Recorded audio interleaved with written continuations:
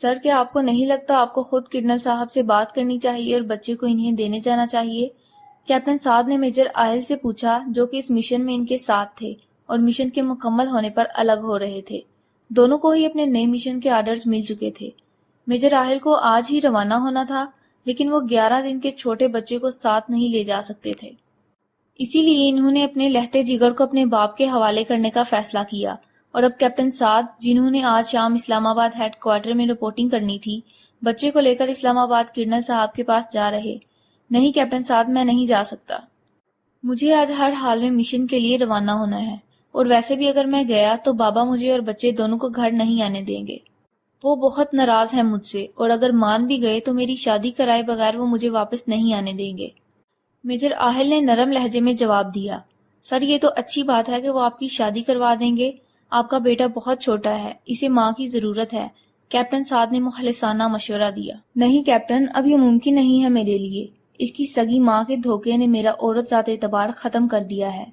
میں آج بھی یہ سوچ کر کانپ جاتا ہوں کہ اگر میں ٹھیک وقت پر نہ آتا تو کیا ہو جاتا۔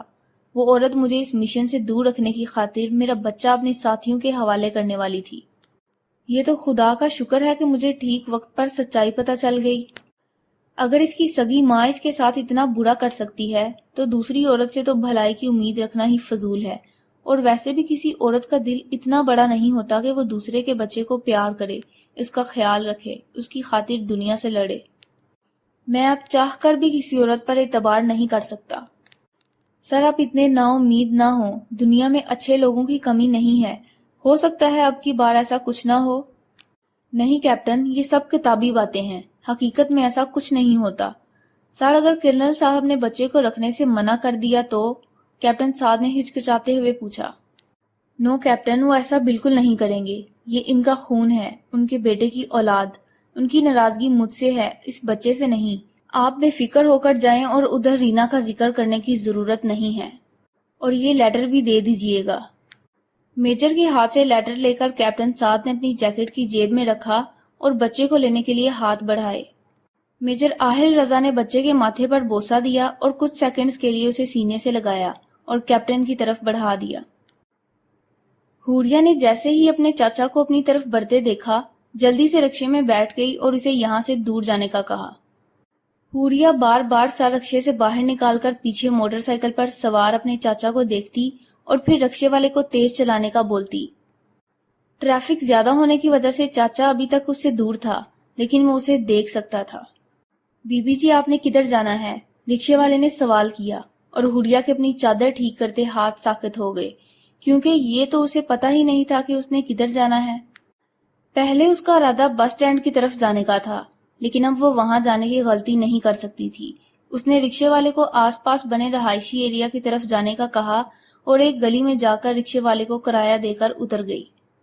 اب وہ مختلف گلیوں میں تیز تیز چل رہی تھی، تبھی اسے اگلی گلی موٹر سائیکل کی آواز آئی اور وہ ڈر کر ساتھ والے گھر میں داخل ہو گئی، جس کا بڑا سارا گیٹ تھوڑا سا کھلا تھا۔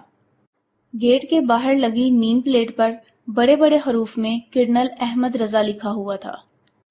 موٹر سائیکل گزرنے کے بعد بھی وہ کچھ وقت تک کھڑی رہی۔ حوریہ نے باہر جانے کے لیے قدم بڑھائے ہی تھے کہ اسے کھلے دروازے پر فوجی یونیفارم پہنے ایک نوجوان کھڑا نظر آیا، جس نے کمبل میں لپٹا ایک بچہ اٹھا رکھا تھا۔ حوریہ کو دیکھتے ہی اس نوجوان نے کہا، السلام علیکم، میرا نام کیپٹن سعد ہے، کیا کرنل صاحب گھر پر ہیں؟ کیپٹن کے سوال پر بے اختیار حوریہ کا سر انکار میں ہلا۔ گھبراہٹ کے مارے اس سے کچھ بولا بھی نہیں جا رہا تھا۔ حوریہ کے جواب نے کیپٹن کو تھوڑا مایوس کیا، لیکن وہ پھر سے گویا ہوا، سمر تو ہوگا، اسے بلا دیجئے۔ اس بار حوریہ نے جان بوجھ کر سر نہ میں ہلایا اور کہا، اس وقت گھر میں میرے علاوہ کوئی بھی نہیں ہے، آپ پلیز شام کو آ جائیے گا۔ وہ نہیں چاہتی تھی کہ اس کے جانے سے پہلے کوئی اس گھر سے باہر آئے اور وہ کسی مصیبت میں پھنسے۔ دیکھیں محترمہ، میں بہت جلدی میں ہوں اور دوبارہ نہیں آ سکتا۔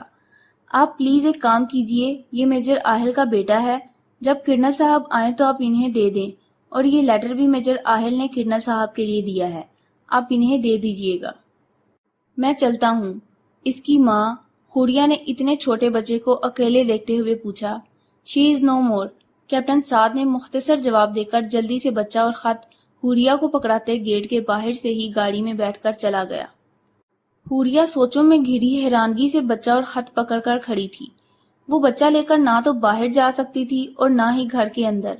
ایک خیال اور تجسس کے تحت وہ خط کھول کر پڑھنے لگی، جس میں لکھا تھا: پیارے بابا جان، میں جانتا ہوں کہ آپ مجھ سے بہت ناراض ہیں اور آپ کی ناراضگی بالکل بجا ہے۔ مجھے آپ کو بتائے بغیر شادی نہیں کرنی چاہیے تھی۔ مجھے میری غلطی کا احساس ہو چکا ہے اور میں خود آ کر آپ سے معافی مانگنا چاہتا تھا، لیکن مجھے 3 سال کے لیے ایک بہت ضروری مشن کے لیے جانا پڑ رہا ہے۔ کیپٹن سعد آپ کے لہتے جگر کے جگر کو لے کر آ رہا ہے۔ میری واپسی تک وہ آپ کے پاس رہے گا۔ اس کی ماں کے بارے میں مشن سے واپسی پر آپ سے بات کروں گا۔ زندگی نے موقع دیا تو آپ سے دوبارہ مشن کی واپسی پر ملاقات ہوگی۔ آپ کی دعاؤں کا طلبگار، میجر آہل رضا۔ حوریہ نے جیسے ہی خط پڑھا، اسے حیرانگی کے ساتھ ساتھ غصہ بھی آیا۔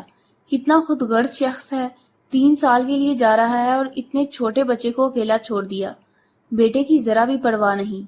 اتنا چھوٹا بچہ 3 سال تک کیسے رہے گا بغیر ماں باپ کے؟ بے اختیار اس نے بچے کو پیار کیا اور اپنے سینے سے لگا کر تھپکنے لگی۔ اس وقت اسے بچے سے بے انتہا ہمدردی محسوس ہو رہی تھی۔ وہ ابھی تک وہیں گیٹ کے پاس کھڑی تھی کہ گھر سے ایک خوش شکل سا نوجوان باہر نکلا اور حوریہ کو دیکھ کر چونکتے ہوئے پوچھنے لگا: آپ؟ وہ کیپٹن سعد، یہ بچہ میجر آہل۔ حوریہ نے گھبراتے ہوئے کہا۔ اس کے منہ سے ٹوٹ ٹوٹ کر لفظ نکل رہے تھے۔ حوریہ کی بات سن کر لڑکے نے مسکراتے ہوئے بیگ اٹھایا اور حوریہ کو ہاتھ سے گھر کے اندر چلنے کا اشارہ کیا اور خود ساتھ ساتھ چلتے ہوئے کہنے لگا: بھابھی آئیے نا، آپ ادھر گیٹ کے پاس کیوں کھڑی ہیں؟ سوری، بھائی نے مجھے میسج کیا بھی تھا کہ کیپٹن سعد آئیں گے، مجھے دھیان ہی نہیں رہا۔ بائی دا وے، میں سیم ہوں، آپ کا دیور۔ بھیا نے بتایا تو ہوگا میرے بارے میں۔ حوریہ تو لفظ بھابھی پر ہی اٹک گئی۔ وہ لڑکا اسے اس بچے کی ماں سمجھ رہا تھا جو کہ اس دنیا میں ہی نہیں تھی۔ اسے سمجھ نہیں آیا کہ وہ اس کی غلط فہمی کو کیسے دور کرے۔ اس کی بات پر وہ بس مسکرا سکی۔ گھر کے اندر داخل ہوتے ہی اسے سامنے صوفے پر بیٹھے ہوئے ایک ادھیڑ عمر کے شخص نظر آئے جو شکل سے کافی معتبر اور باروب نظر آئے۔ دیکھنے میں وہ لڑکے کی طرح ہی کافی خوش شکل تھے اور وہ یقیناً کرنل صاحب تھے۔ کرنل احمد رضا سیم کے ساتھ ایک کم عمر سی مگر بہت خوبصورت لڑکی کو بچہ اٹھائے دیکھ کافی حیران ہوئے اور سیم کی طرف سوالیہ نظروں سے دیکھا۔ بابا، یہ بھابھی ہیں، کیپٹن سعد کے ساتھ آئی ہیں۔ حوریہ کو سمجھ نہیں آیا کہ وہ کیا بولے۔ کرنل صاحب کے اسے دیکھنے پر اس نے نہایت دھیمی آواز میں سلام کیا، جس کا انہوں نے سر ہلا کر جواب دیا۔ تبھی حوریہ ہمت کر کے ان کے پاس گئی اور ہاتھ ان کی طرف بڑھاتے ہوئے کہا: یہ لیٹر آپ کے لیے۔ کرنل صاحب نے ہاتھ پکڑتے ہوئے حوریہ کو بیٹھنے کا کہا اور لیٹر کھول کر پڑھنے لگے۔ بھابھی، کیا میں اسے اٹھا سکتا ہوں؟ سیم کے پوچھنے پر حوریہ نے مسکراتے ہوئے بچے کو اس کی طرف بڑھا دیا۔ دیکھیے بابا، یہ کتنا پیارا ہے اور چھوٹا بھی، اور بالکل بھائی کے جیسا ہے، ان کی کاربن کاپی۔ سیم کی بات سن کر کرنل صاحب مسکرانے لگے اور جھک کر بچے کی پیشانی پر بوسہ دیا۔ بچے کو سیم کی گود سے لے کر اپنی گود میں منتقل کرتے ہوئے حوریہ سے پوچھا: بیٹے، آپ کا نام کیا ہے؟ حوریہ، یک لفظی جواب آیا۔ بچے کا نام کیا رکھا ہے؟ اور اب کی بار حوریہ جواب نہ دے سکی کیونکہ اسے نام پتہ ہی نہیں تھا۔ وہ سوچ رہی تھی کہ اس سوال کا کیا جواب دے۔ تبھی کرنل صاحب کو اپنی طرف منتظر نظروں سے دیکھتے پا کر بے اختیار اس کے منہ سے نکلا: حمد۔ ماشاءاللہ، بہت پیارا نام ہے۔ حوریہ نے بس مسکرانے پر اکتفا کیا کیونکہ زبان تو ایک بھی لفظ ادا کرنے سے انکاری ہو گئی تھی۔ سیم نے آ کر حوریہ کی مشکل آسان کی۔ بھابھی، یہ لیں، پانی پئیں۔ سیم نے پانی کا گلاس حوریہ کی طرف بڑھاتے ہوئے کہا، جسے اس نے شکریہ کہہ کر پکڑ لیا اور آہستہ آہستہ پینے لگی۔ پانی پینے کے ساتھ ساتھ وہ گھر کو بھی دیکھ رہی تھی جو کہ بہت خوبصورت تھا۔ ہر چیز بہت اعلیٰ تھی جو گھر والوں کی شان و شوکت اور اعلیٰ